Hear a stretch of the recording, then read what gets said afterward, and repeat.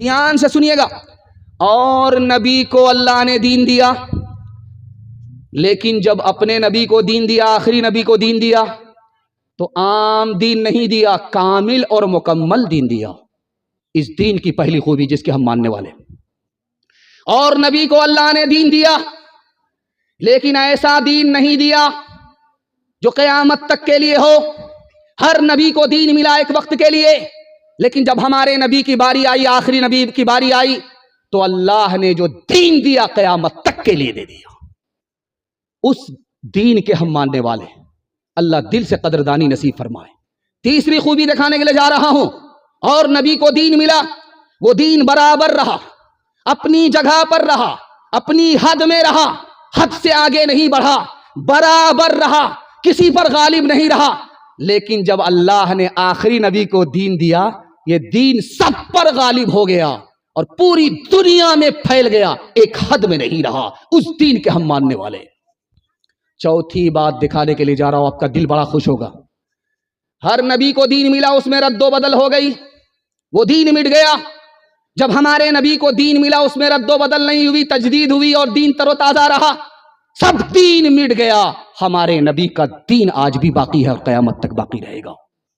अल्लाह के रसूल ने अली से कहा, अली तुम बाहर का काम करोगे, फातिमा बाहर का काम नहीं करेगी।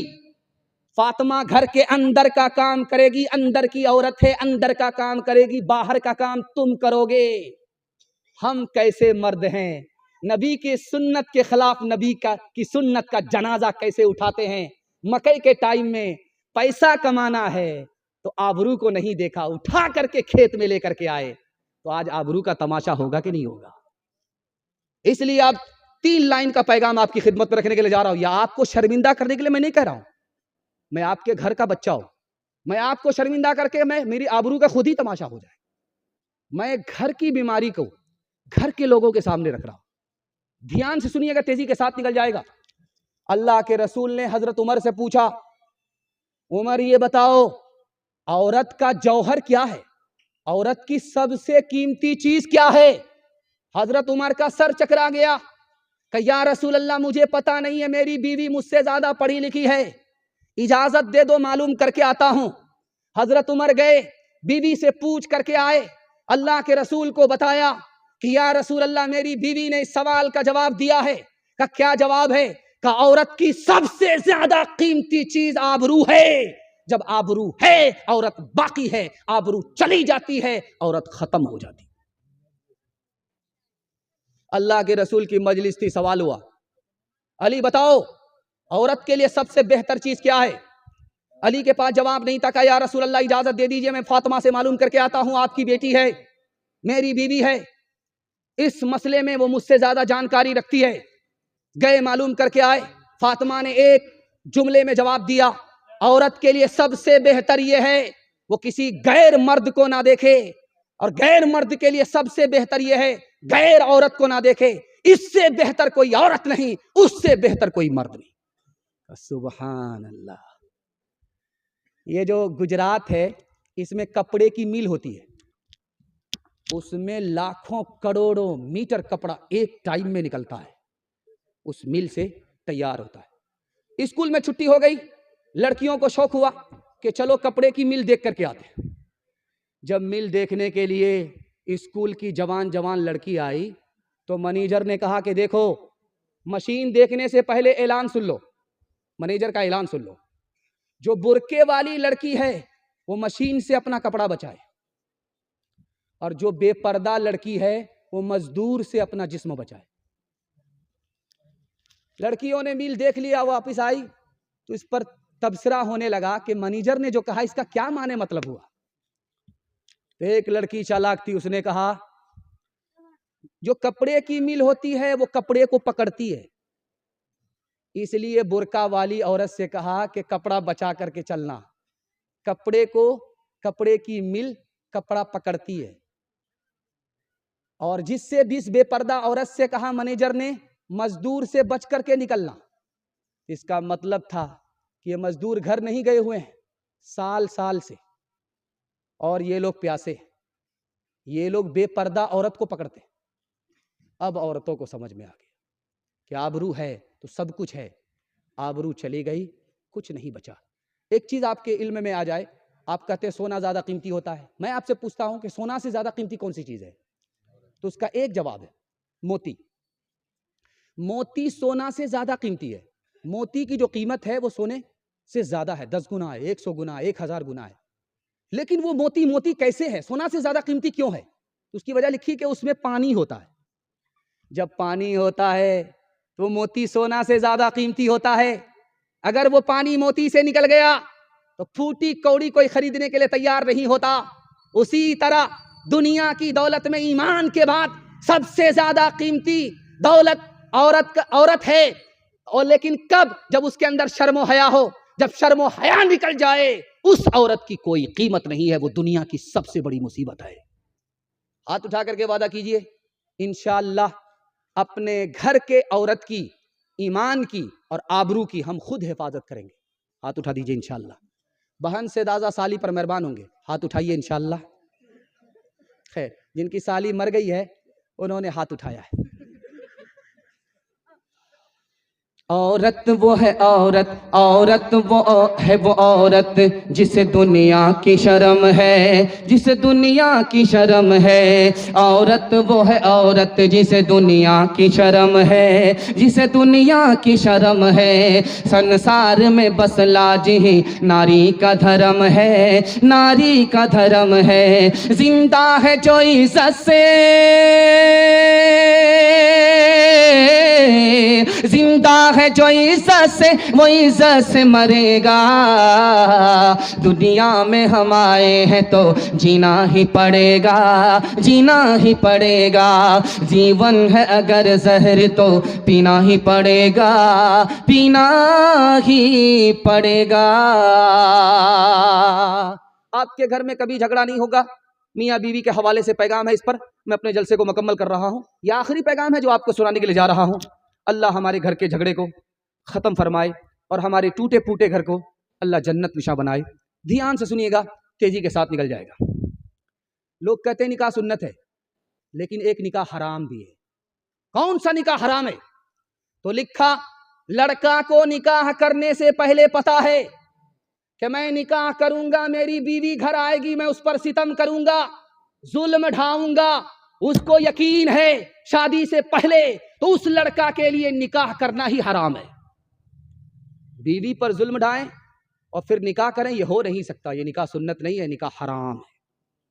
निकाह से 3 फायदे होते। पहला फायदा निकाह से यह होता है, जो लड़का गुनाह करता है निकाह के बाद गुनाह से बच जाता है। जो लड़का निकाह से पहले बेचैन होता है, निकाह के बाद उसको घर से बाहर भी सुकून मिलता है, घर के अंदर भी सुकून मिलता है। जो लड़का घर रखता था, दौलत रखता था, लेकिन औलाद की नेमत से महरूम था, शादी हुई 1 साल नहीं हुआ, अल्लाह ने साहिब औलाद बना दिया। निकाह से तीसरा फायदा। एक खास बात सुनिए, निकाह तो माँ बाप बड़ी उम्मीद से करते हैं कि वो जो बहू आएगी वो बेटी से बढ़ करके होगी, लेकिन वो बेटी से बढ़कर क्या होगी? वो बहुत बड़ी मुसीबत होती है, अजाब आती है, अजाब बन करके आती है। ये वजह क्यों है? आने वाली लड़की वो बेटी से भी बढ़कर के होगी। आप मेरी बात को ध्यान से सुनिएगा। जब आने वाली बहू आए तो चूल्हा एक नहीं होना चाहिए, अलग हो जाना चाहिए। आप चूल्हा अलग करके दिखाइए, आपके घर से अजाब खत्म हो जाएगा, झगड़ा खत्म हो जाएगा। अगर आने वाली बहू को आप बेटी से बढ़कर के समझ रहे हैं, लेकिन चूल्हा एक है, वो कभी बेटी से बढ़कर साबित नहीं होगी, बल्कि मुसीबत बनेगी, घर को उजाड़ देगी और माँ बाप को भी घर से बाहर निकाल देगी।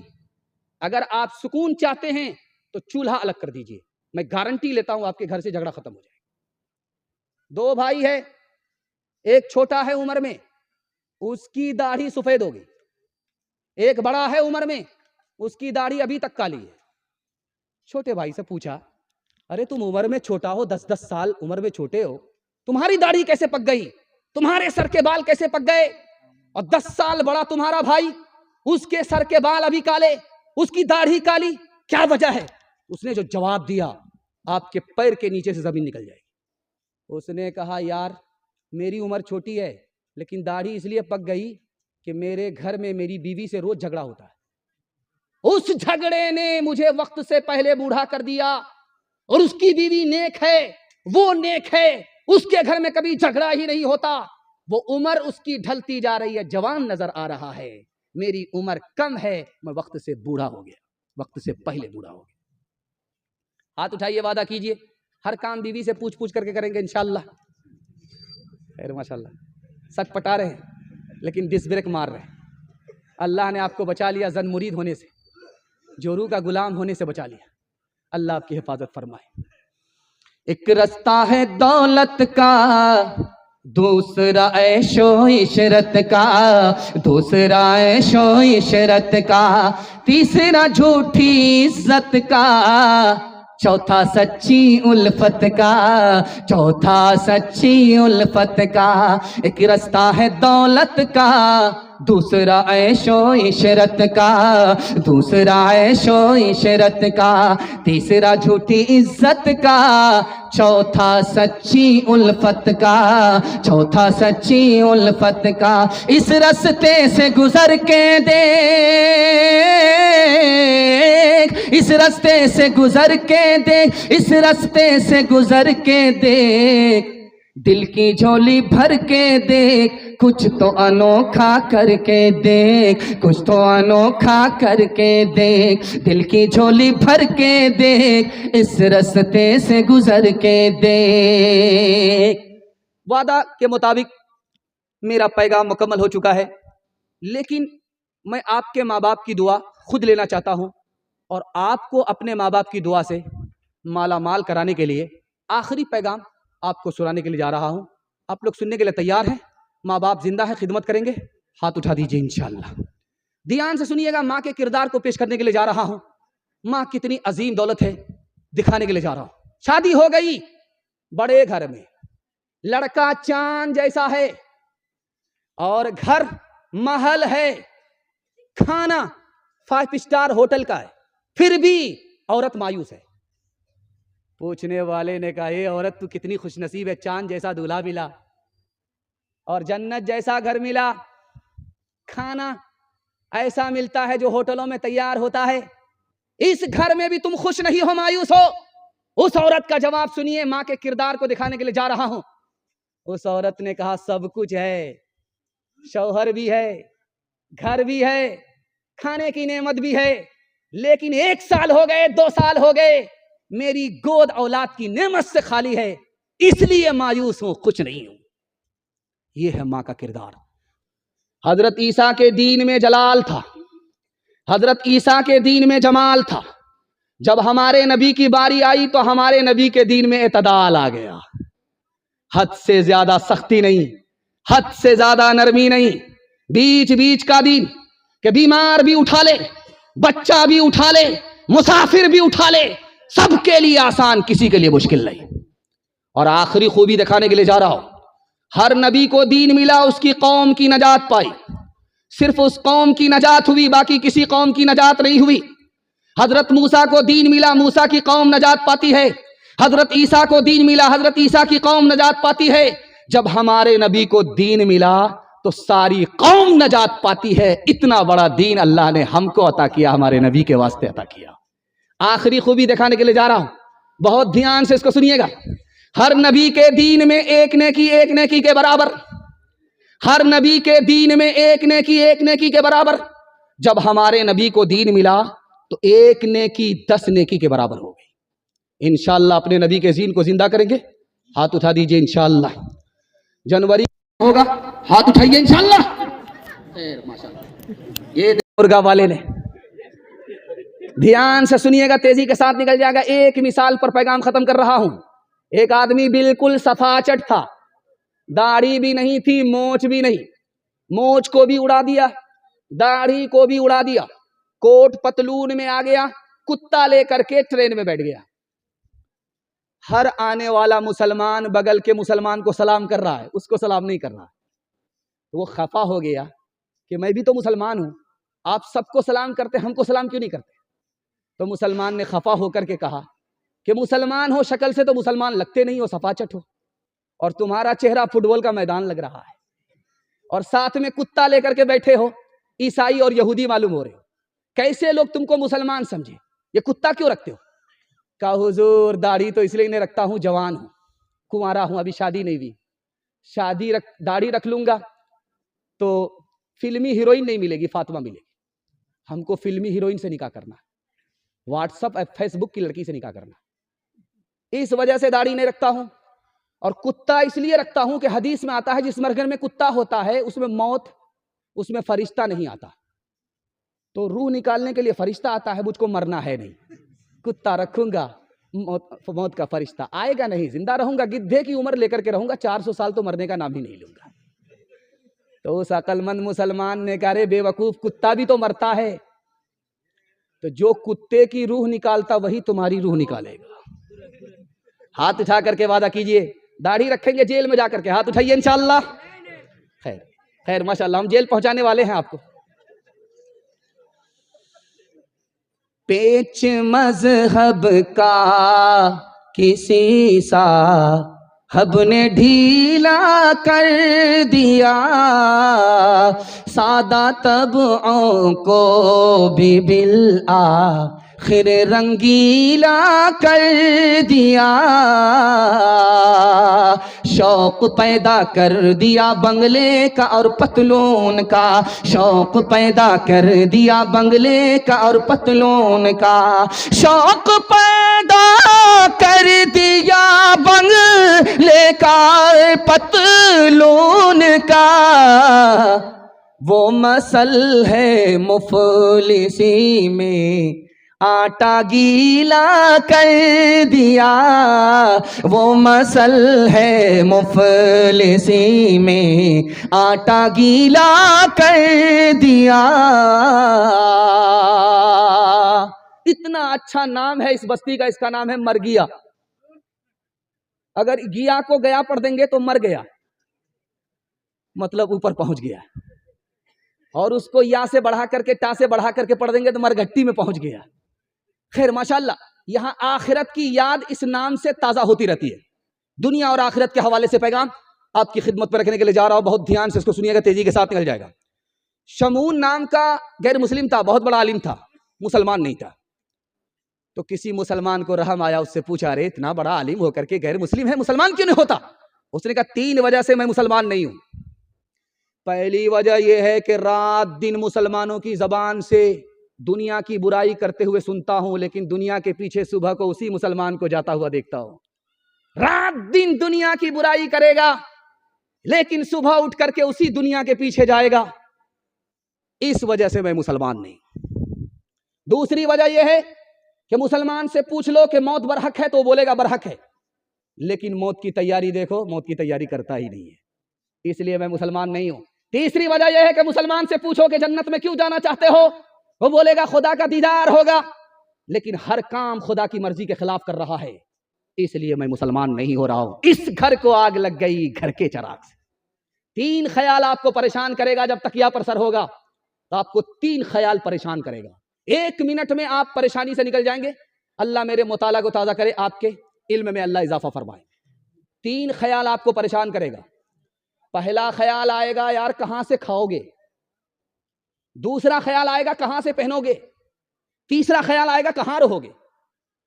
इन तीनों ख्याल से अगर आपको नजात पानी है तो तीनों का जवाब है। जब ख्याल आए दिल में क्या खाओगे तो कहना कि मौत। दूसरा ख्याल आए कि क्या पहनोगे तो जवाब में ले आइए ख्याल में कि कफन पहनूंगा। तीसरा ख्याल आए कहां रहोगे तो बोल देना कि कब्र में रहूंगा और कहां रहूंगा। ये ख्याल आपका पीछा छोड़ देगा, ये शैतानी ख्याल है, आपका पीछा छोड़ देगा। तीसरे नमूने को बहुत ध्यान से सुनिएगा, तेजी के साथ निकल जाएगा। कब्रिस्तान में बैठ करके रोटी गोश्त खा रहा है। गुजरने वाले ने कहा कि अल्लाह का बंदा, कब्रिस्तान में बैठ करके रोटी गोश्त खा रहे हो, क्या फर्क पड़ता है, वो लोग तो जन्नत में खाएंगे, मैं उनकी पीठ पर बैठ करके खा रहा हूं। तो बताने वाले ने कहा ये मुनाफिक है। मुर्दे के साथ जिसको खाने पीने की ख्वाहिश हो जाए ये मुनाफिक ही हो सकता है, कच्चा मुसलमान हो सकता है, पक्का मुसलमान नहीं हो सकता। एक मिसाल पर पैगाम खत्म कर रहा हूं। कंजर था, बखील था, मक्खी चूस था। जब मरने लगा तो बेटा से पूछा कि बेटा इलाज में कितना पैसा खर्च होगा? कहा कि 10 लाख। कहा कि मरने में कितना पैसा लगेगा? तो कहा कि मरने में कफन दफन में 10,000। तो बेटा से कहता, बेटा मेरा इलाज मत कराओ, मुझे मरने दो, पैसा तो बचेगा, 9,90,000 रुपए बचेंगे, मुझको जाने दो। तो बेटा बोला, जल्ले तू जलाल तू, इस बला को टाल तू। हाथ उठाइए, वादा कीजिए, मौत से पहले मौत की तैयारी करेंगे इंशाल्लाह। हाथ उठा दीजिए। जवानी में सोएंगे, बुढ़ापे में जागेंगे। हाथ उठाइए इंशाल्लाह। खैर, माशाल्लाह। जरा जलसा खत्म होने दीजिए, मुलाकात करते हैं। कल बरगद था जिनका बाराती, उनकी कब्र पर फूल न पाती। कल बरगद था जिनका बाराती, उनकी कब्र पर फूल न पाती। कल बरगद था जिनका बाराती, कल बरगद था जिनका बाराती, उनकी कब्र पर फूल न पाती। इबरत है ये दोहा गाती, 70 पूत 72 नाती। इबरत ये है दोहा गाती, 70 पूत 72 नाती। माटी कहे कुम्हार से, तू क्यों रोंदे मोय? माटी कहे कुम्हार से, तू क्यों रोंदे मोय? एक दिन ऐसा आएगा, एक दिन ऐसा आएगा, मैं रोंदूंगी तो, मैं रोंदूंगी तो। इबरत ये है, इबरत ये है दोहा गाती, 70 पूत 72 नाती। मुझे अगर टाइम नहीं मिलता तो मैं आपको एक पैगाम सुना करके आपसे इजाजत लेता और निकल जाता। अगर आप उसको सुन लेते, अमल कर लेते, तो मैं इस मसनद रसूल पर बैठ करके आपको गारंटी देता कि आप कामयाब होंगे। 1 साल में 10 साल के बराबर कामयाब होंगे। वो पैगाम आपको सुनना है, कुछ याद रहे या ना रहे, इसको मगर याद करके ले जाना है। आपके हाथ में भी पैसा होगा, आपकी जेब में भी पैसा होगा, आपके घर में भी पैसा होगा, गारंटी है। जरूरत आपकी खत्म हो जाएगी, पैसा खत्म नहीं होगा। इतनी गारंटी मैं लेकर के जा रहा हूं। लेकिन आपको 2 काम करने होंगे। 2 काम की गारंटी जब आप देंगे तब ये मेरी गारंटी है। अगर एक काम आपने छोड़ा, एक काम किया, मैं अपनी गारंटी वापस ले रहा हूं। 2 काम करना है, दिल की डायरी पर इसको नोट कर लीजिए। पहला काम हलाल कमाइए, दूसरा काम हिसाब से खर्च कीजिए। हिसाब से खर्च कीजिए। थोड़ा पैसा है, थोड़ा खर्च कीजिए। थोड़ा पैसा में अगर ज्यादा खर्च करते हैं, मैं अपनी गारंटी वापस लेता हूं। हलाल कमाइए। अगर हराम कमाते हैं, मैं अपनी गारंटी लेता हूं। हलाल कमा करके 1 साल आपने दिखा दिया, हिसाब से खर्च करके 1 साल आपने दिखा दिया, मैं गारंटी लेकर के जा रहा हूं, हाथ का पैसा खत्म नहीं होगा, जेब का पैसा खत्म नहीं होगा, घर का पैसा खत्म नहीं होगा, जरूरत खत्म हो जाएगी, पैसा खत्म नहीं होगा। जानते हैं जो लोग हराम खा रहे हैं वो कैसे बहाना बना करके हराम खा रहे हैं? आपको सुना रहा हूं। क्या कहते हैं? हिंदुस्तान में सूद खाना जायज है।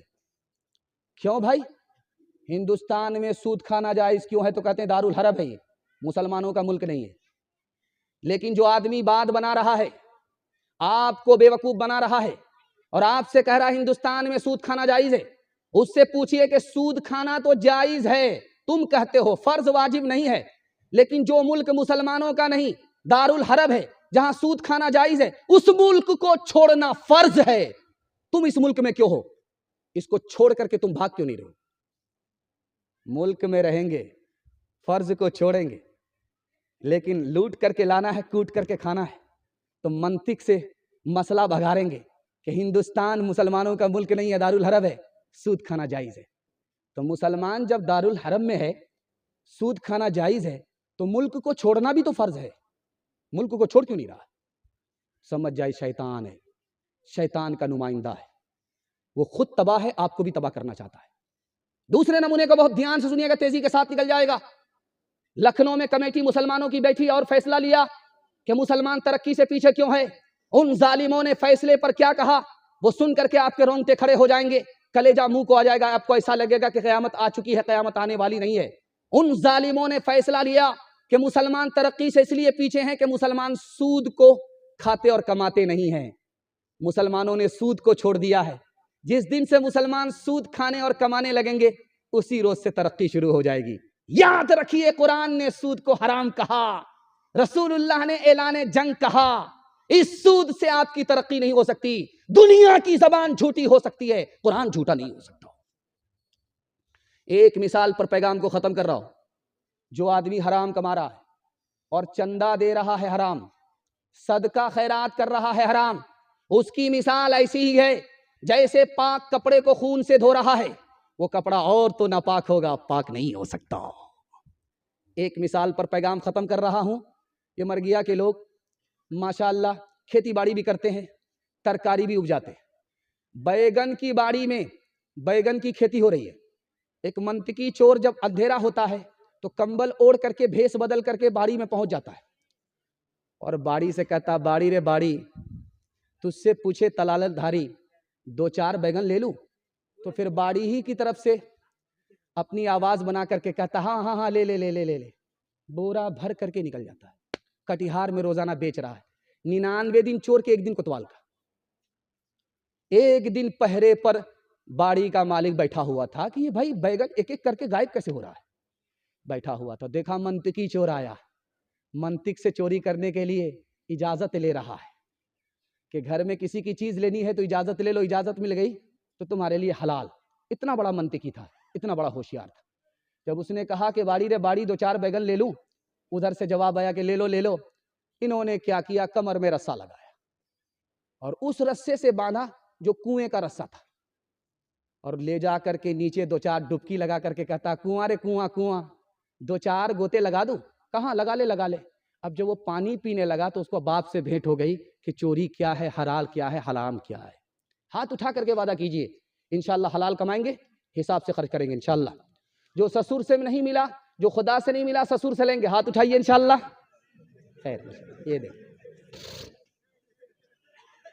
खाह साहब को तुम सलाम करो, खाह साहब को तुम सलाम करो, खाह मंदिर में राम राम करो। भाई जी का फकत ये मतलब है, भाई जी का फकत ये मतलब है, जिसमें रुपया मिले वो काम करो, जिसमें रुपया मिले वो काम करो। हर एक को मौत का एक दिन, हर एक को मौत का एक दिन निजाम आएगा। खुदा का नाम लिए जा ओ काम आएगा। डरे न हश्र की गर्मी से आशिकाने रसूल,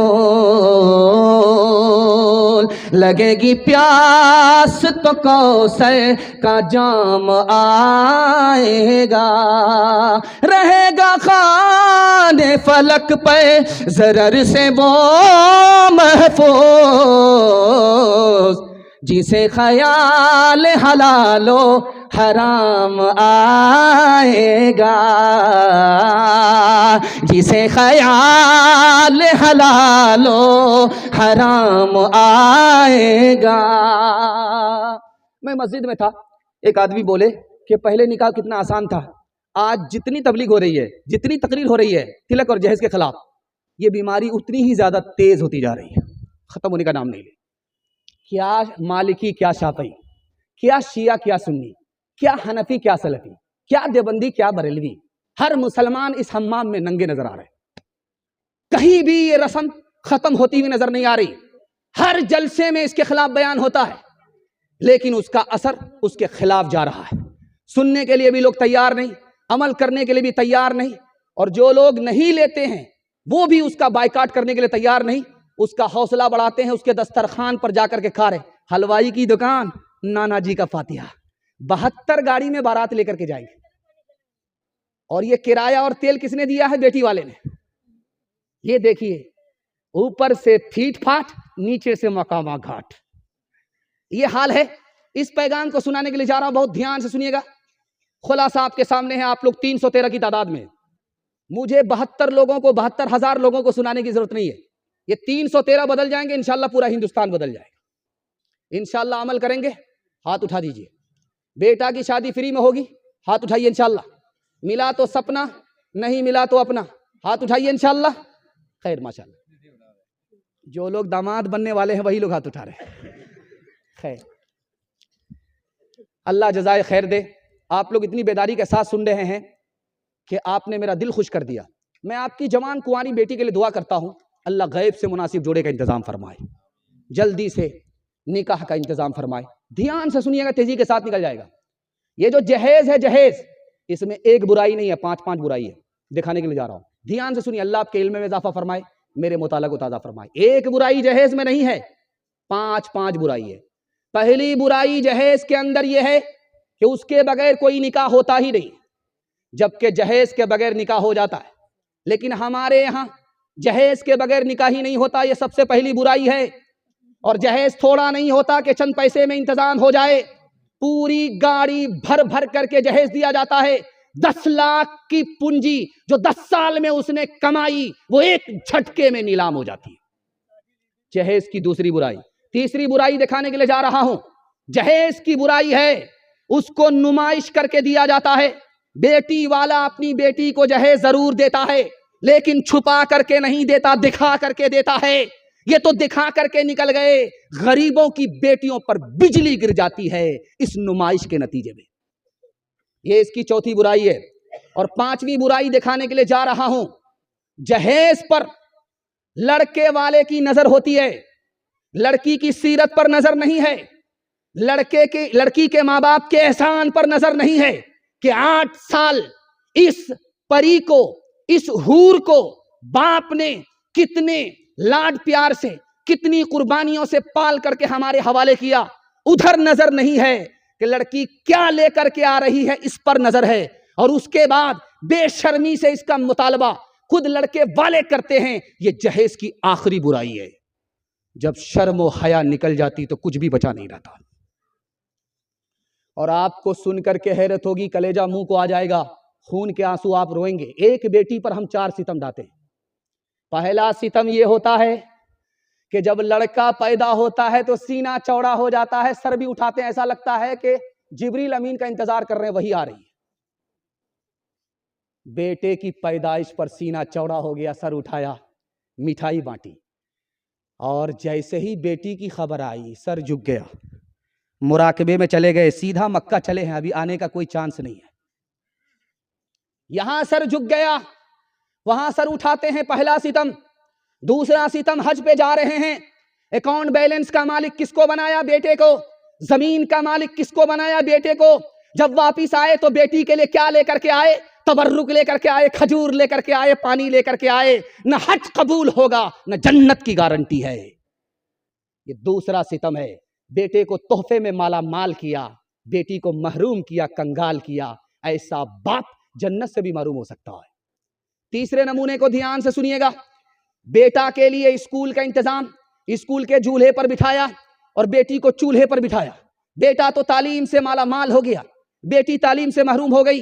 ये इसका चौथा सितम है।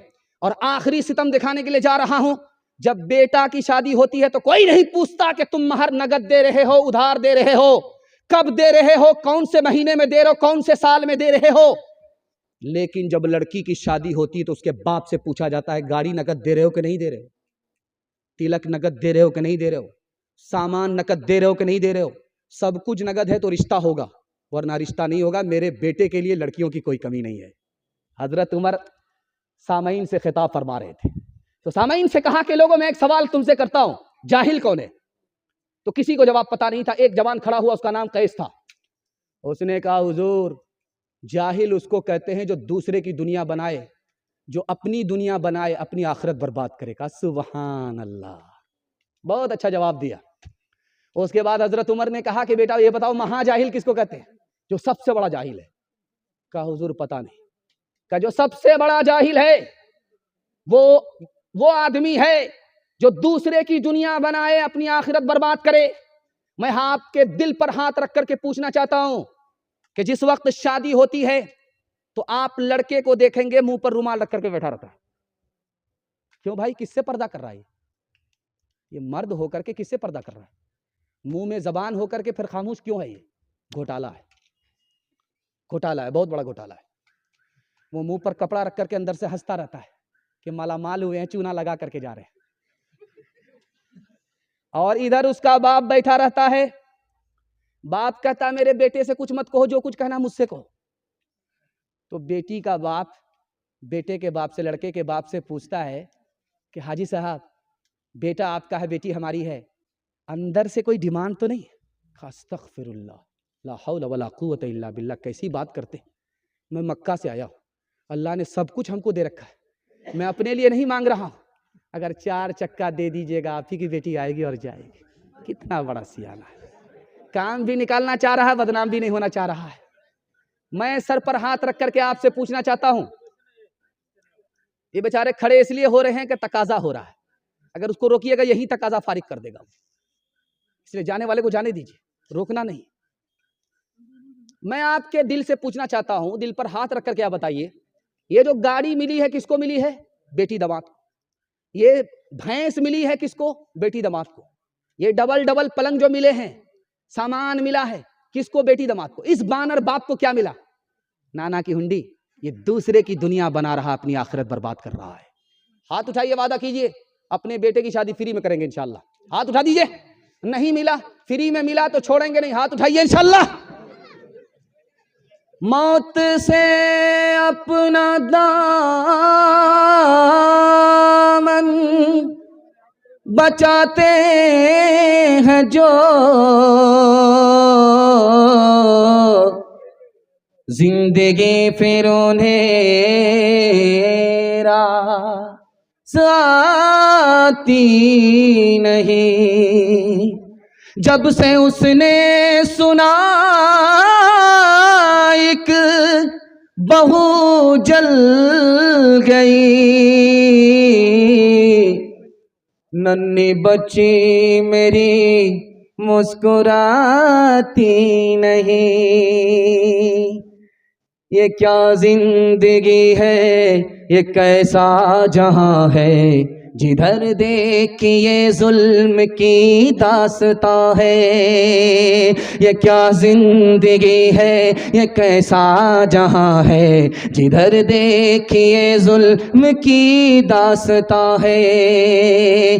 कहीं है कफस में किसी का बसेरा, कहीं है निगाहों में गम का अंधेरा, कहीं दिल का उजड़ा, कहीं दिल का उजड़ा हुआ कारवां है, जिधर देखिए जुल्म की दास्तां है। ये क्या जिंदगी है, ये क्या कैसा जहां है, जिधर देखिए जुल्म की दास्तां है। यहाँ आदमी आदमी का है दुश्मन, यहाँ चाक इंसानियत का है दामन। यहाँ आदमी आदमी का है दुश्मन, यहाँ चाक इंसानियत का है दामन। यहाँ चाक इंसानियत का है दामन, यहाँ आदमी आदमी का है दुश्मन। मोहब्बत का उजड़ा, मोहब्बत का उजड़ा हुआ आशियां है, जिधर देखिए जुल्म की दास्तां है। आखिरी पैगाम मर्दों के हवाले से सुना रहा हूं, उसके बाद 3 पैगाम औरतों के हवाले से। 5 से 7 मिनट में मेरे हिस्से का जलसा मुकम्मल हो रहा है। मैं तो घबरा गया था कि पता नहीं लोग चले जाएंगे, जलसा उजड़ जाएगा, लेकिन अल्लाह का शुक्र है, मोहब्बत में आप सुन रहे हैं, जलसा गुलसिता बन गया है। अल्लाह आपके ईमान को गुलसिता बनाए, आपके ईमान को वीरान और हैरान होने से बचाए। ध्यान से सुनिएगा, तेजी के साथ निकल जाएगा। आपके घर का झगड़ा 1 मिनट में खत्म हो जाएगा। 3 चीजों को आप कभी तलाश मत कीजिएगा, इस दौर में वो चीज नहीं मिलेगी आपको। ऐसा आलिम जो इल्म के मीज़ान पर पूरा पूरा उतरे, इस दौर में नहीं मिलेगा। ऐसे आलिम को अगर तलाश करेंगे तो इल्म से महरूम हो जाएंगे। दूसरी चीज तलाश नहीं करनी है, ऐसा आमिल जो 100% दीन पर अमल करे और अल्लाह के लिए करे, इस दौर में आपको मिलेगा नहीं। ऐसे को तलाश करेंगे तो अमल से महरूम हो जाएंगे। तीसरी चीज, ऐसा भाई जिसके अंदर कोई ऐब ना हो, कोई ऐब ना हो, कोई नक्स ना हो, इस दौर में ऐसा भाई आपको नहीं मिलेगा। अगर ऐसे भाई को तलाश करने के चक्कर में रहेंगे तो भाई से भी महरूम हो जाएंगे। 3 चीजों को आपको तलाश नहीं करना है। मौलाना वली रहमानी इंतकाल फरमा गए, अल्लाह से दुआ कीजिए अल्लाह उनके दर्जात को बुलंद फरमाए। उन्होंने किताब लिखी, उसका नाम रखा अदलिया और समाज। उस किताब में लिखा है कि एक भाई का, एक दरख्त पर 2 भाई का झगड़ा हुआ। बड़े भाई का कहना था ये मेरा दरख्त है, छोटे भाई का कहना था ये मेरा दरख्त है। एक दरख्त में 2 भाई का झगड़ा, वो झगड़ा घर में हल नहीं हुआ, अदालत में चला गया। 10 साल तक ये दोनों भाई मुकदमा लड़ते रहे, अपनी जेब को खाली करते रहे, कोठी को बर्बाद करते रहे, और यहां तक नतीजा पहुंचा कि जब 10 साल के बाद जजमेंट आया तो उसमें यह लिखा हुआ था कि घर जाओ, दरख्त को काट दो, उसके 2 हिस्से करो, एक हिस्सा अपने भाई को दो, एक हिस्सा खुद ले लो। ये लोग लड़ करके इतने तबाह हो चुके थे, जेब में दरख्त कटाने तक का पैसा नहीं था।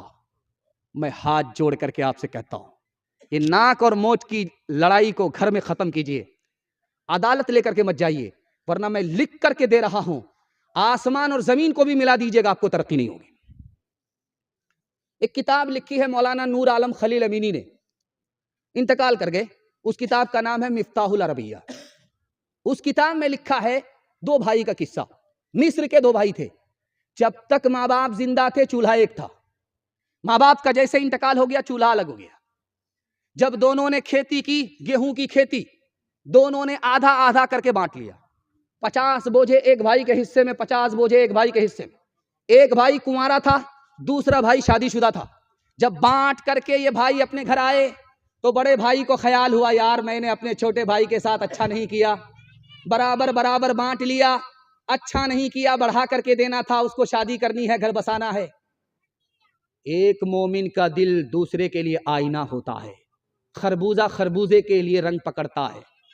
जैसे इसके दिल में ख्याल आया, यही ख्याल दूसरे भाई के दिल पर मुंतकिल हुआ। उसने कहा यार मैंने अपने भाई के साथ इंसाफ नहीं किया, बराबर बराबर बांट लिया, बढ़ा करके देना था। अब दोनों ने तरकीब निकाली, करें तो क्या करें, बांट करके तो आ गए बराबर, बढ़ा करके कैसे दें। तो बड़े भाई को समझ में आया कि जब अंधेरा होगा चुपके से अपने घर से निकलूंगा, अपने हिस्से के बोझे को उठाऊंगा, चुपके से अपने भाई के हिस्से में डाल दूंगा, उसका हिस्सा बढ़ जाएगा, उसको पता भी नहीं चलेगा, मैं अपने दिल को सुकून पहुंचा करके वापिस आ जाऊंगा। यही ख्याल बेनही दूसरे भाई के दिल पर उतरा, उसके दिल में भी यही तरकीब आई। जब सब लोग अपने इरादे के मुताबिक अपने अपने हिस्से को उठा करके दूसरे भाई के हिस्से में डालने लगे, वही बोझा पलट करके इधर आ रहा है, और इसने अपने हिस्से के बोझे को उधर डाला, वो हिस्सा पलट करके इधर आ रहा है। जब टॉर्च जला करके, मोबाइल की टॉर्च जला करके दोनों ने देखा ये कौन है वो कौन है, तो समझ में आ गया ये मेरा बड़ा भाई है, मेरे हिस्से को बढ़ाने के लिए आया था। इसको समझ में आया ये मेरा छोटा भाई है, मेरे हिस्से को बढ़ाने के लिए आया। उसका दिल भी नेक है, मेरा दिल भी नेक है, तो आज के बाद हम लोग फैसला करते हैं कि चूल्हा भी एक होगा, अलग नहीं होगा। हाथ उठा करके वादा कीजिए, इंशाअल्लाह घर का झगड़ा घर में हल होगा, अदालत में लेकर के नहीं जाएंगे। हाथ उठाइए इंशाअल्लाह। कोई भाई भी तरक्की करेगा उसकी टांग नहीं खींचेंगे, कोई नीचे जाएगा उसकी मदद करेंगे। हाथ उठाइए इंशाअल्लाह। जब मुकदमा हार जाएंगे तब माफ करेंगे। हाथ उठाइए इंशाअल्लाह। पूछेगा तुम्हारी खैरियत क्या है, मालदार से भी ज्यादा हमारा मालिक गरीब पर मेहरबान है। दूसरे नमूने को बहुत ध्यान से सुनिएगा, तेजी के साथ निकल जाएगा। एक आदमी के घर में मुसीबत है, सब्र करता है। इस हर आदमी के घर में खुशी है, शुक्र करता है। दोनों में अफजल कौन है? एक आदमी मुसीबत में सब्र कर रहा, सब्र करने वाला बेहतर है, बढ़ करके है, या राहत में शुक्र करने वाला बढ़ करके है?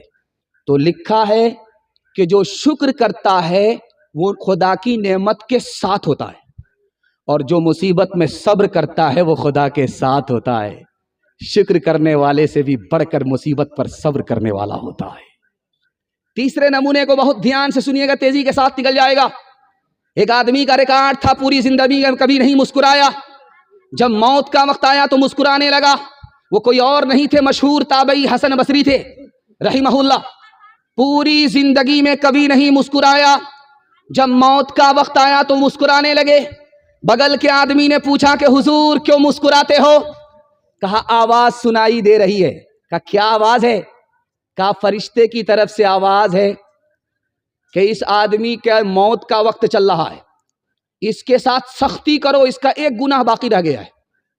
जब वो सख्ती झेल लेगा मौत के वक्त की, तो वो गुनाह जो नामे अमाल में भी बचा हुआ है वो भी माफ हो जाएगा। इसलिए मुस्कुरा रहा हूं।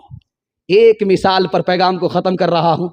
जब भी कोई आपके ऊपर एहसान करे, चाहे आपका रिश्तेदार हो, चाहे कोई मालदार हो, चाहे कोई बड़ा आदमी हो, चाहे आपके माँ बाप हो, कभी भी आपके सर पर एहसान करे तो सबसे पहले आपको अल्लाह का शुक्र अदा करना है। क्यों? वो आदमी जो आप पर मेहरबान हुआ है, आपके ऊपर जो आदमी मेहरबान हुआ है, उसको मेहरबान किसने किया है? खुदा ने किया है। इसलिए पहले खुदा का शुक्र अदा करना है, उसके बाद दूसरे उस आदमी का शुक्र अदा करना है। हाथ उठा करके बताइए, मुसीबत में अपने खुदा को याद रखेंगे? हाथ उठाइए इंशाअल्लाह। और राहत में भूल जाएंगे? हाथ उठाइए इंशाअल्लाह। हम भी आपको भूल करके जाने वाले। खैर माशाअल्लाह, आपको टटोल रहा हूं, डिस ब्रेक मार करके आपने ध्यान दिया है कि आप पिंडाल में हैं, ससुराल में नहीं हैं। अल्लाह हम सबको अपनी नेमत के साथ इस दुनिया में जिंदा रखे। मुसीबत हो तो अल्लाह सब्र की तौफीक अता फरमाए। किसके रोके रुका है सवेरा, किसके रोके रुका है सवेरा, एक पल का है मेहमां अंधेरा, किसके रोके रुका है सवेरा। रात जितनी भी संगीन होगी, सुबह उतनी ही रंगीन होगी। रात जितनी भी रंगीन होगी, सुबह उतनी ही रंगीन होगी। गम न कर गर है बादल घनेरा, किसके रोके रुका है सवेरा, किसके रोके रुका है सवेरा। लब पे शिकवा न ला अश्क पी ले, जिस तरह भी हो कुछ देर जी ले। लब पे शिकवा न ला अश्क पी ले, जिस तरह हो भी कुछ देर जी ले। अब उखड़ने को है गम का डेरा, किसके रोके रुका है सवेरा। यूं ही दुनिया में आकर न जाना, सिर्फ आंसू बहा कर न जाना। मुस्कुराहट का भी हक है तेरा, किसके रोके रुका है सवेरा। एक पल का है मेहमां अंधेरा। छोटे छोटे बच्चे आपके जाग रहे हैं। मैं जब आ रहा था तो छोटे छोटे बच्चे इस तरह कूद रहे थे, ऐसा लग रहा था कि ईद है और ईद की खुशी है। उन बच्चों को ईद का पैगाम, ईद जैसा पैगाम आपकी खिदमत में रखने के लिए जा रहा हूँ। आपके बच्चों के लिए दिल से दुआ करता हूँ, इन बच्चों को इल्म और हुनर से अल्लाह मालामाल फरमाए, इनके मुस्तकबिल को रोशन फरमाए। ध्यान से सुनिएगा, हर आदमी के 3 बाप हैं, हर आदमी के 3 बाप हैं। अल्लाह के रसूल फरमाते हैं तीनों में सबसे बेहतर कौन है, वो मैं आपको बताने के लिए जा रहा हूं। सबसे पहला बाप जिससे पैदा हुआ, दूसरा बाप जिसकी बेटी उसके निकाह में है, तीसरा बाप जिससे उसने इल्म हासिल किया। अल्लाह के रसूल फरमाते हैं तीनों में सबसे बेहतर बाप वो है जिसने तुम्हारे बच्चे को इल्म दिया है। दूसरे नमूने को ध्यान से सुनिएगा, 3 आदमी के साथ कोई बड़ा नहीं हो सकता, 3 आदमी के सामने कोई भी बड़ा नहीं हो सकता। चाहे वक्त का आलिम हो, चाहे वक्त का मुहद्दिस हो, चाहे वक्त का मुफस्सिर हो, कोई भी हो, 3 आदमी के सामने बड़ा नहीं होता। सबसे पहला आदमी जिसके सामने कोई बड़ा नहीं होता वो काजी है। दूसरा आदमी जिसके सामने कोई बड़ा नहीं होता माँ बाप। माँ बाप के आगे बच्चे का कितना ही रुतबा बड़ा हो जाए, कितना ही इल्म हासिल कर ले, लेकिन माँ बाप के रुतबे से बढ़ करके बच्चे का रुतबा हो नहीं सकता। माँ बाप के सामने कोई बड़ा नहीं हो सकता। और तीसरा, उस्ताद के सामने कोई बड़ा नहीं हो सकता। बहुत बड़ा मुहद्दिस है, मकतब का उस्ताद है, लेकिन उस मकतब के उस्ताद का जो रुतबा है वक्त के मुहद्दिस का नहीं है। 3 आदमी के सामने कोई बड़ा नहीं होता। सिकंदर से पूछा गया कि तुम अपने बाप को सामने बिठाते हो और तुम अपने उस्ताद को बगल की कुर्सी में बैठाते हो, यह फर्क क्यों है? उसने एक जुमले में जवाब दिया कि मेरा बाप मुझको आसमान से जमीन पर लाया और मेरा उस्ताद मुझको जमीन से आसमान पर लेकर के गया, इसलिए अपने बाप को बराबर की कुर्सी में नहीं, अपने उस्ताद को बराबर की कुर्सी में जगह दे रहा हूं। एक मिसाल पर पैगाम खत्म कर रहा हूं। ये जो मकतब है, छोटे छोटे मकतब, छोटा छोटा मकतब जो बस्ती में चलता है, इसको आप छोटा मत समझिए। इसने बड़े बड़े ईमान के मुहाफिज को पैदा किया है। इबलीस पानी की बोतल लेकर के रास्ते में खड़ा हो गया। एक आबिद आ रहा था, उसको रोक करके पूछा कि एक मसले का जवाब दो, उसके बाद जहां जाना है वहां चले जाना। ये जो बोतल है, छोटी सी बोतल है, पानी की बोतल है, इसमें जमीन आ सकती है, इसमें आसमान आ सकता है। उस आबिद का सर चकरा गया। मकतब की उसको हवा नहीं लगी थी, मकतब का इल्म नहीं था, मदरसे का इल्म नहीं था, आबिद तो था। इबलीस के सवाल में उसका सर चकरा गया। उसने कहा तुम अजीब पागल आदमी हो, छोटी सी बोतल है, इतना बड़ा आसमान है, कैसे आ सकता है? कहा जाओ जाओ मियां, तुम्हारा तो ईमान ही सलामत नहीं है। चला गया। मकतब से छुट्टी हो रही थी, बच्चा सीना तान करके अपने घर की तरफ जा रहा था। इबलीस ने उसको रोक करके पूछा, बेटा कहां से आ रहे हो? कहा मकतब से पढ़ करके आ रहा हूं। कहा मेरे सवाल का जवाब दो। कहा क्या सवाल है? कहा ये छोटी सी बोतल है, इसमें आसमान आ सकता है, जमीन आ सकती है। उस बच्चे का जवाब सुनिए, मैं हाथ जोड़ करके आपसे कहता हूं, डॉक्टर बाद में बनाइए, प्रोफेसर बाद में बनाइए, पहले अपने बच्चे को मकतब की तालीम देकर मुसलमान बनाइए। उस बच्चे ने कहा कि हुजूर तुम तो बोतल की बात करते हो, ये बोतल तो बहुत बड़ी चीज है, हम आजिज हैं, खुदा कादिर है, अगर वो चाह ले तो बोतल तो बहुत दूर की चीज है, बहुत बड़ी चीज है, अगर वो चाहे तो सुई के नाके में जमीन को भी फंसा सकता है, आसमान को भी फंसा सकता है। आजिज मैं हूं, कादिर वो है, उससे कोई काम मुश्किल नहीं है। का सुबहान अल्लाह, तुमको मकतब के इल्म ने बचा लिया, तुम्हारे ईमान की हिफाजत कर ली। हाथ उठा करके वादा कीजिए, जो बेवकूफ होगा वो मकतब में आएगा, जो अक्लमंद होगा वो स्कूल जाएगा। हाथ उठा दीजिए 2-3 आदमी। हाँ, उसके बाद देखते हैं, जरा मुलाकात करते हैं। खैर वोटर लिस्ट में नाम नहीं है, उन्हीं लोगों ने हाथ उठाया। खैर अल्लाह जज़ाए खैर दे।